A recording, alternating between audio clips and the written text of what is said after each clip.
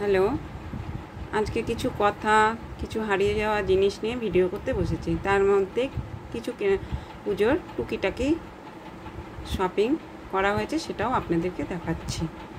তো video, Facebook, YouTube এগুলো হচ্ছে আমাদের বিশেষ প্ল্যাটফর্ম। আবার ফেসবুকের যেমন ভালো দিকটাও আছে, খারাপ দিকটাও আছে, যে দিকটা নেয়। আর ফেসবুক আর ইউটিউব এমন একটা প্ল্যাটফর্ম, এখন তো কেউ কারো বাড়ি যেতে পারে না, সময় নেই, যে যার সংসার নিয়ে ব্যস্ত, কেউ চাকরি বাকরি নিয়ে ব্যস্ত, কেউ ব্যবসা বাণিজ্য নিয়ে ব্যস্ত। এই জন্য ঘরে বসে বা যখন যেভাবে বাইরে যায় ভিডিও শ্যুট করে, এগুলোর মাধ্যমে প্রচার করা হয়। যাই হোক, বক বেশি করি না, বলবে প্রত্যেকটা ফোনে খালি বক করে ভিডিওতে। আর একটা সময় ছিল যে সময় নাকি আমরা রেডিওতে বীরেন্দ্রকৃষ্ণ ভদ্রের মহালয়া শুনতাম, আর একটা রাতের অপেক্ষা, আর কয়েক ঘন্টার অপেক্ষা। তো মহালয়া শুনতাম, তখন তো ঘরে ঘরে সেই সময় ঘরে ঘরে মোবাইল বলুন, টিভি বলুন, কিছুই ছিল না। পাড়ায় হয়তো একটা রেডিও থাকতো, সবাই মিলে সে ভোরবেলায় ওকে বলতো, আয় ডাকিস রে, বলিস রে। আর মনে পড়ে সে ছোটোবেলার কথা, তখন ঘরে ঘরে ভাই বোন বেশি ছিল, আর বাবা মারও সেরকম ক্ষমতা ছিল না যে দামি কিছু কিনে দিবে। আর যা সামর্থ্যে কুলাতো ভাই বোনদের বাবা মা ততটুকুই পুজোতে দিত, তাতেই খুশি। আর এখন ঘরে ঘরে একটা করে ছেলে মেয়ে, সব চাকরি বাকরিও ঘরে ঘরে 2জন 3জন করে, ব্যবসা বাণিজ্য যে যেরকম করে।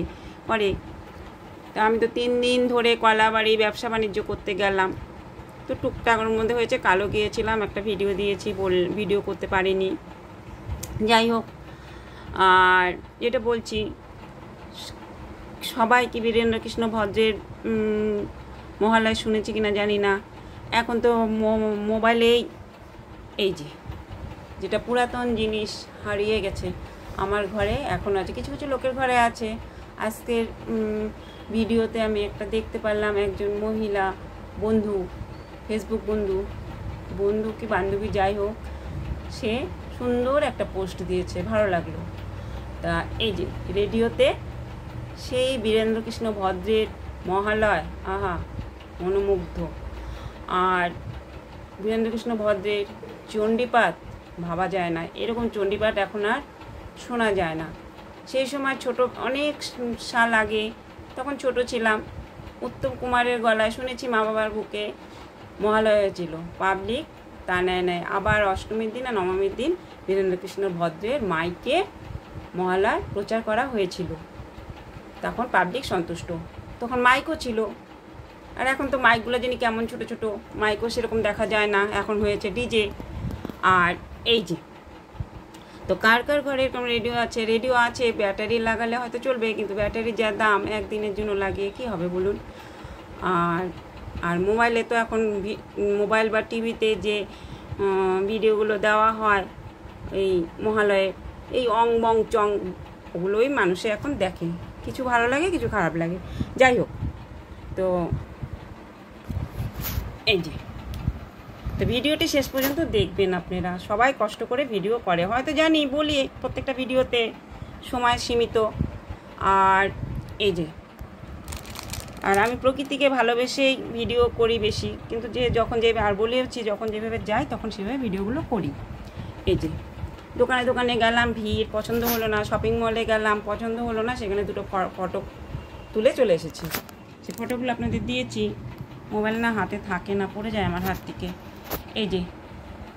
চুড়িদারের পিস, এটা প্রায় মাস আসলে 1 বছর হয়ে যাবে, বানাতে পারলাম না। আর এই কুর্তিটা নিয়েছি, দুটো একই রকম, একটা বোনকে দেবো, একটা আমি নেব। আর দুটো শর্ট কুর্তি নিয়েছি, আমার একটা মিডি আছে, মিডির সাথে পরার জন্য, একটা ভাগ্নিকে দিব যদি পছন্দ হয়, আর একটা আমি রাখবো। আর এই শাড়িটা নিয়েছি হচ্ছে সিঁদুর ছোঁয়ানোর জন্য। তারপরে দেখা যাক বরমশাই কী করে। আর যতই পূজাতে থাকুক বা কিছু হোক, একটা পুজোর সময় না নিলে ভালো লাগে না, তাই না? আর আমার দুটো শাড়ি আছে, একটা জামদানি আছে, এক ভাইয়ের বউ দিয়েছে, আর একটা শাড়ি আছে আমার খুড়তুতো মেজদার বউ দিয়েছিল। শাড়ি দুটো খুঁজে পাচ্ছি না, খুঁজতে হবে। তা অনেক কথা হলো। আর এই যে টুকটুক করে অনেক জিনিস আছে, আপনাদের বলেছিলাম না, কিছু দেখিয়েছে আর অত কি দেখানো যায়, সম্ভব না। এই যে তুলার বিষয়টা, এই যে দেখুন, প্রকৃতি থেকেই পাওয়া রেশম কিট হয়, তার থেকে মডিফাই করে তৈরি করে তারপরে তুলাটা হয়। তুলাটা কেন দেখাচ্ছি জানেন তো? তুলাটা লাগে অনেক সময় ঘরে, হাতটা কেটে গেলে লাগে। তারপরে আপনারা সকলেই জানেন, বিস্তারিত যাচ্ছি না। এগুলোও কিন্তু প্রকৃতির থেকেই তৈরি করা হয়। আর আগে ছিল ঘরে ফার্স্ট এড বক্স, তো এখন তো সেগুলো নেই, উড়ে গেছে কর্পূরের মতন। ফার্স্ট এড বক্স আমাদের স্কুল যখন লাইফে কর্মশিক্ষার জন্য ফার্স্ট এড বক্স বানাতে দিত, গাড়ি ঘোড়াতেও দেখতাম। এখন আর এগুলো পাওয়া যায় না, নেই, সব পুরানো জিনিসগুলো হারিয়ে যাচ্ছে।